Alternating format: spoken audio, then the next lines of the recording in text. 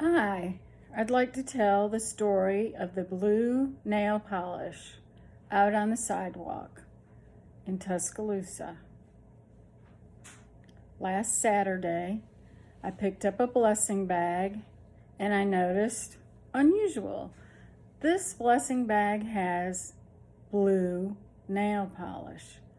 I asked one of the new sidewalk ministry team's youngest member if she would like to attempt to reach out to someone in the parking lot at Riverside Office Center with a blessing bag that contained blue nail polish.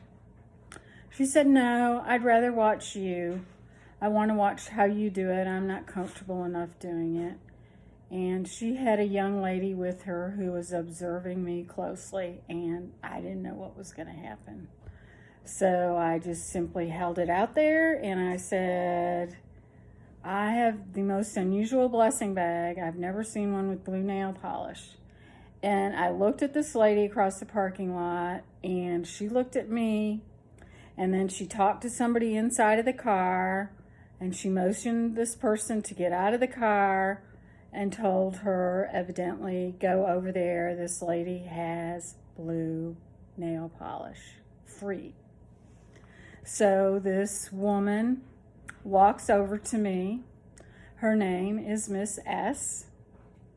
We shared some commonalities about our lives that were very, very similar. We had both miscarried boys who had died in utero with cords around, in my case, around the baby's neck, and in her case, around the baby's foot. Both babies had died as a result of this cord entanglement. She and I both talked about the feeling we could sense that the children in our wombs were struggling, that something was really, really wrong here. And she said, yes. I felt the same way. And personally, I've never talked to anybody who's experienced this, but it's unforgettable, trust me. And she and I went in to talk. She had brought her daughter there that morning for a first appointment for an abortion, to looking into aborting. And we talked about how sorrowful and how much sorrow we still carry for our little boys who we had lost many, many years ago. And we talked about, and I tried to encourage her, telling her all the things that are out there to help her daughter who's struggling right now with an unplanned pregnancy. The maternity home, the care, choices, pregnancy resource centers, money that she might need, help with clothing, food, shelter, whatever it is that her daughter needed, and what other obstacles were in the family at the moment. Things can change right away. And I was told that we had talked to this grandmother for 30 minutes. The grandmother, it might have been longer than that. I take that back. We're told that altogether we may have talked to her for an hour. It was bits and pieces and different times that we had talked to Miss S.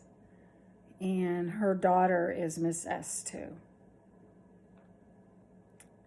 And one of the sidewalk ministers had felt called to bring a small bag of things for a child about 4 years old, coloring books and Bible studying books and little books to read and little activities that would be just suited for a 4-year-old. Well, it turns out that was exactly what was needed also. It turns out that some of the people that we were talking to had problems with addiction. It turns out one of the sidewalk counselors there also had a similar problem. It turns out that when Miss S and Miss S went to leave after their abortuary appointment. Their car would not start. It turns out that the police officer allowed one of the sidewalk ministers to drive into the parking lot to jump the car.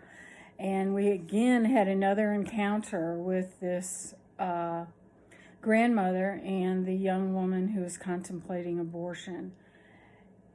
And we found out later that this woman had been in Walmart, really wanted some blue nail polish. It turned out the woman had on blue nail polish. Her favorite nail polish is blue. She just loves blue nail polish. She had been in Walmart, and the blue nail polish she wanted was $15.